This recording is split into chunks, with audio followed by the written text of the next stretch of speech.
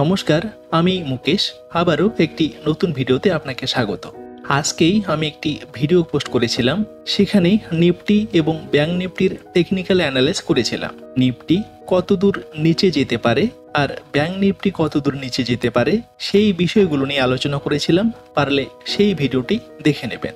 আর আমরা যারা swing tedder, বিশেষ করে আমি শেয়ার বাজার রিলেটেড যে ভিডিওগুলো পোস্ট করি, সেখানে শুধু একটি বিষয়ে আলোচনা করার চেষ্টা করি, সেটি হলো সুইং ট্রেডিং।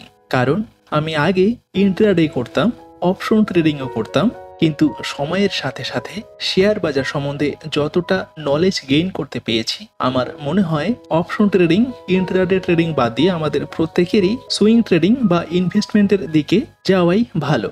কারণ অপশন ট্রেডিং এর মাধ্যমে আপনি হয়তো একদিনে আপনার যে ক্যাপিটাল আছে সেই ক্যাপিটালকে 100% বা 200% গেইন করে নিতেই পারেন, কিন্তু সেই গেইনটিকে কতগুলো দিন ধরে রাখতে পাবেন, এটি হলো ওখানে মেইন চ্যালেঞ্জ।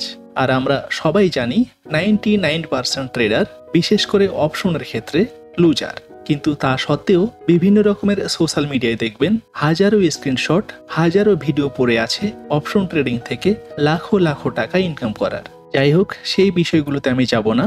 আমি এই ভিডিওতে আলোচনা করার চেষ্টা করব এই নিফটিতে ট্রেড বা ইনভেস্ট করার। নিফটি এখানে যে লেভেলে দাঁড়িয়ে আছে, এটি আমরা বলতে পারি ওভারসোল্ড জোন। এখান থেকে নিফটি কিন্তু উপরে যেতে পারে।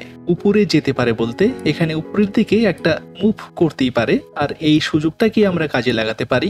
সেটা কিভাবে? এটি নিফটি 20 এর টেকনিক্যাল চার্ট। নিফটি 20 বলতে এটি একটি ইটিএফ।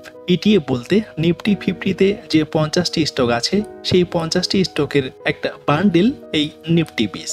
আর এখানে আমরা নিফটিরই ঠিক ডুপ্লিকেট একটি চার্ট দেখতে পাচ্ছি, যেখানে আমরা সুইং ট্রেড বা ইনভেস্টমেন্টও করতে পারি। তো নিফটি বা নিফটি 20-এ আমরা সুইং ট্রেড অথবা ইনভেস্টমেন্ট কি করে করব, সেই বিষয়টি এখানে ক্লিয়ার করা যাক। এখানে দেখুন, নিফটি যেমন এখানে ওভারসোল্ড জোনে দাঁড়িয়ে আছে। আমরা যদি একটু প্রিভিয়াস লেভেলগুলো দেখতে চাই, এখানে দেখুন, এটি 26শে অক্টোবর 2023। এখানে নিফটি ওভারসোল্ড জোনে পৌঁছে গেছিল। এখান থেকে নিফটি কতটা উপরে গেছে? এখান থেকে কন্টিনিউ 14% উপরে চলে গেছে। আমরা যদি আরো পিছনে যাই, এখান থেকে নিফটি কতটা উপরে গেছে? এখান থেকে নিফটি চলে গেছে এখানে 15%। ঠিক একইভাবে আমরা যদি নিফটি 20 এর টেকনিক্যাল চার্টে এখানে দেখি, এটিও 26শে অক্টোবর 2023 এখানে ওভারসোল্ড জোনে চলে গেছিল। এখান থেকে নিফটি 20 কন্টিনিউ উপরে কত পার্সেন্ট গেছে? এখানে দেখুন, 19% উপরে চলে গেছে কন্টিনিউ। আমরা যদি আরো একটু পিছনে যাই, এটি 28শে ফেব্রুয়ারি 2023 এর লেভেল। এখান থেকে নিফটি কতটা কন্টিনিউ উপরে গেছে? এখান থেকে নিফটি 20 চলে গেছে 16% 129 দিনে। ঠিক এখান থেকেও কন্টিনিউ উপরে গেছিল। আর সে কারণেই আমরা এই নিফটিতে বা নিফটি 20-এ ট্রেড বা ইনভেস্টমেন্ট করতে পারি এই কৌশলে। তবে এখানে একটি বিষয় আমাদের মাথায় রাখতে হবে, এখান থেকে নিফটি 20 যেভাবে উপরে গেছিল, এখান থেকেও সেভাবেই উপরে যাবে এরকম কোনো গ্যারান্টি নেই। আর এই বিষয়গুলো নিয়ে আলোচনা করছি আমি শুধুমাত্রই লার্নিং পারপস। এখানে আপনাকে ট্রেড নিতে হবে বা এখানে আপনার এন্ট্রি করতে হবে এরকম কোনো ব্যাপার নেই। আপনি যদি এই সমস্ত স্টক বা ইটিএফ এর ট্রেড করেন, অবশ্যই নিজস্ব অ্যানালাইসে ট্রেড করবেন। তো এখনকার মতো এটুকুই। ভিডিওটি যদি ভালো লাগে লাইক ও শেয়ার করবেন, কমেন্ট বক্সে আপনার মতামত জানাবেন। দেখা হচ্ছে নেক্সট ভিডিওতে। ধন্যবাদ, ভালো থাকবেন।